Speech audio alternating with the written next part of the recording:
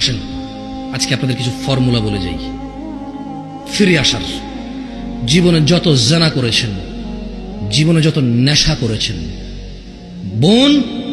ভাই, জীবনে যত জানা করেছ, যত সিনেমা নাটক দেখেছ, যত গান বাজনা দেখেছ, যত আজে বাজে অশ্লীলতায় তুমি লিপ্ত ছিলা, যত নেশায় তুমি লিপ্ত আছো ভাই আমার, শোনো,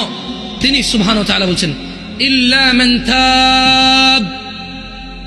অতঃপর যে ফিরে আসে, অতঃপর যে গুনাহার করবে না সিদ্ধান্ত নিয়ে নিছে, ওয়া আমানা, ঈমান আনে, ওয়া আমিলা আমালান সালিহা, এবং সৎ কর্ম সম্পাদন করে, ফাউলাইকা ইউবাদদিলুল্লাহু সাইয়্যাতিহিম হাসানাত, যেই জানাকারী বলেছে আল্লাহ আর করব না, যেই নেশাখোর বলেছে আল্লাহ আর করব না, বলার পরে ঈমান এনেছে, কিছু ভালো কাজ করেছে, আল্লাহ বলছে যে জানাকারীর জানা, নেশাখোরের নেশা, অপরাধীর অপরাধ নেকিতে পরিবর্তন করবে আল্লাহ। ওয়া কানাল্লাহু গফুরুর রহিমা,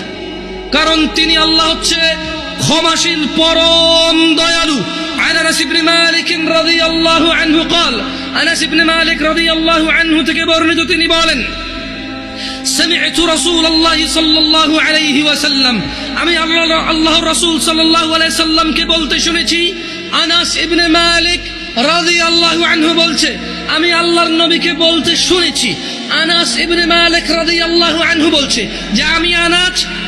আনাস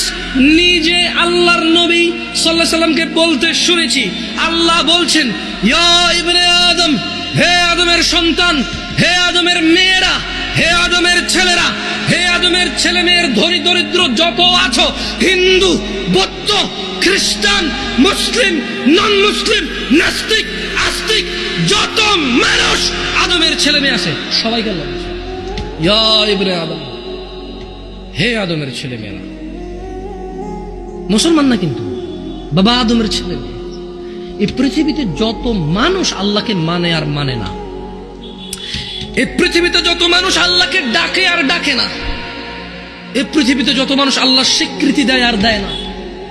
এই পৃথিবীর যত মুশরিকরা আছে, মুওয়াহিদরা আছে, মোট কথাই এই পৃথিবীতে যত মানুষ আছে, যত মানুষ, সবার জন্য একটা দারুণ দারুণ সুসংবাদ আছে ভাই।